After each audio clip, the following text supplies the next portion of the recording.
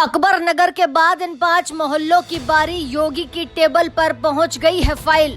खुर्रम नगर, रहीम नगर, अबरार नगर में गिराए जाएंगे 5000 से ज्यादा मकान। खास अधिकारियों ने घर घर जाकर किया सर्वे, हजारों मकानों की लिस्ट तैयार।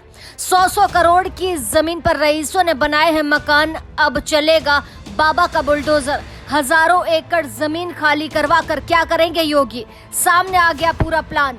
सरकारी अधिकारियों के घर भी चलेगा योगी का बुलडोजर। मिल गई बड़ी मंजूरी। यूपी में जो होने जा रहा है वो भारत ही क्या दुनिया के किसी और देश के इतिहास में नहीं मिलता। पता नहीं योगी को क्या हो गया है।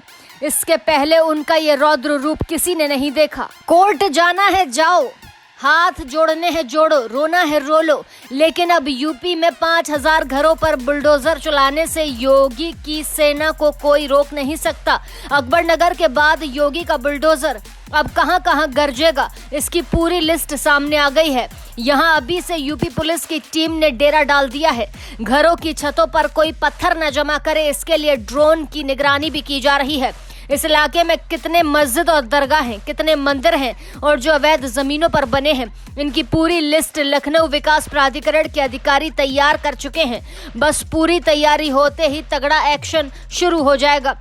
सबसे पहला एक्शन जिस मोहल्ले में होगा उसका नाम है लखनऊ का अबरार नगर।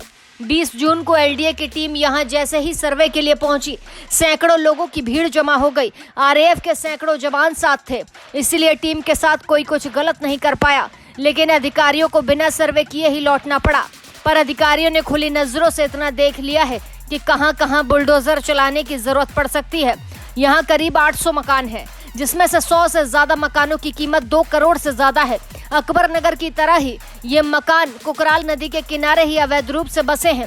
शुरुआत में सस्ते दामों पर लोगों ने यहाँ जमीन लेकर अवैध रूप से मकान बनाए और आज यहाँ 1 गज जमीन की कीमत 50,000 से 5 लाख रुपए तक बताई जाती है।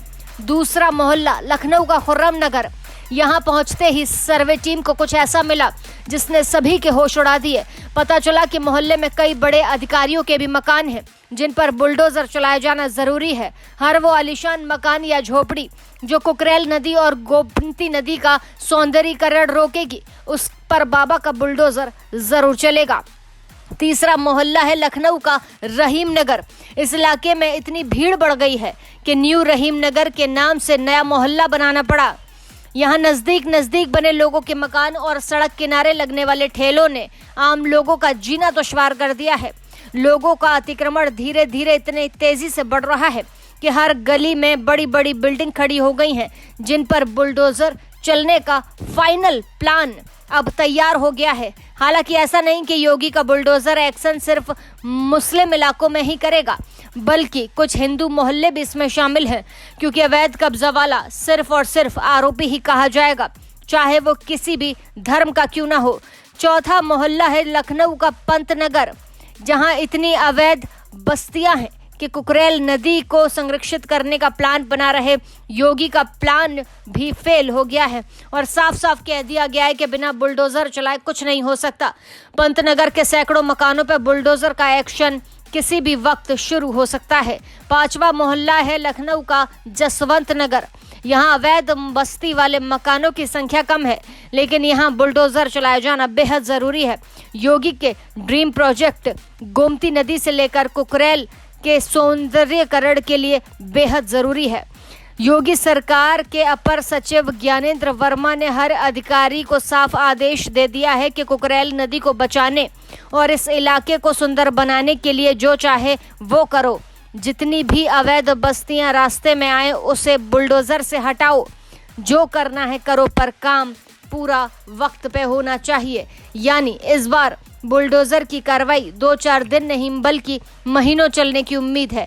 एक एक कर मोहल्लों से अवैध इमारतों को गिराया जाएगा, उनका मलबा साफ किया जाएगा, फिर प्लान के मुताबिक नए निर्माण भी किए जाएंगे।